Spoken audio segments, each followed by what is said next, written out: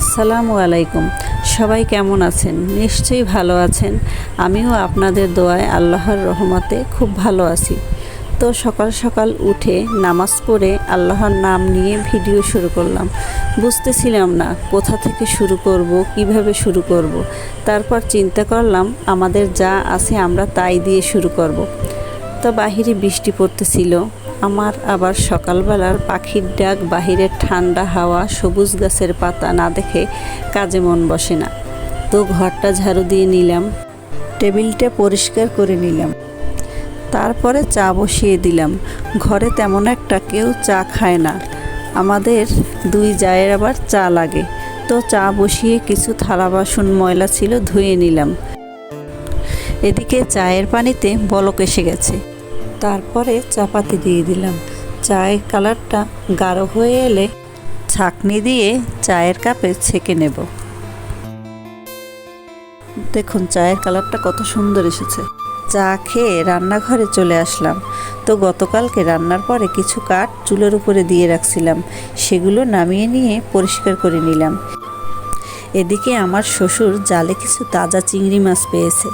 এই চিংড়ি দিয়ে আজকে মিষ্টি কুমার ভাজি করব, পেঁপে চিংড়ি দিয়ে রান্না করব, আর কয় পিস তেলাপুয়া মাছ আর কয় পিস শিং মাছ একসাথে ভাজি করব। তো এদিকে আমি কাটাকাটি শুরু করে দিলাম। পেঁপে কেটে নিলাম, কিছু রসুন ব্লেন্ডার করার জন্য কাটলাম, কাঁচামরিচ পেঁয়াজ খোসা ছাড়িয়ে নিলাম। আমার যা চিংড়ি মাছ কেটে দিল, মাছ ধুয়ে দিল, কেটে রাখা রসুন ব্লেন্ডার করে দিল। আমি রান্না বসিয়ে দিলাম। তো সকাল সকাল রান্না করার কারণ আমার শ্বশুর শাশুড়ি বয়স্ক মানুষ, তাদের সামনে তাড়াতাড়ি খাবার দিতে হবে, সেজন্য রান্না প্রায় শেষ। তো বন্ধুরা, আজকে এই পর্যন্ত। আমার ভিডিও যদি আপনাদের ভালো লেগে থাকে বেশি করে লাইক কমেন্ট করবেন এবং সাবস্ক্রাইব করে রাখবেন। আগামীতে নতুন কোনো ভিডিও নিয়ে আসবো। আল্লাহ হাফেজ। আসসালামু আলাইকুম। সবাই কেমন আছেন? নিশ্চয়ই ভালো আছেন। আমিও আপনাদের দোয়ায় আল্লাহর রহমতে খুব ভালো আছি। তো সকাল সকাল উঠে নামাজ পড়ে আল্লাহর নাম নিয়ে ভিডিও শুরু করলাম। বুঝতেছিলাম না কোথা থেকে শুরু করব, কিভাবে শুরু করব। তারপর চিন্তা করলাম আমাদের যা আছে আমরা তাই দিয়ে শুরু করব। তো বাহিরে বৃষ্টি পড়তেছিল। আমার আবার সকালবেলার পাখির ডাক, বাহিরের ঠান্ডা হাওয়া, সবুজ গাছের পাতা না দেখে কাজে মন বসে না।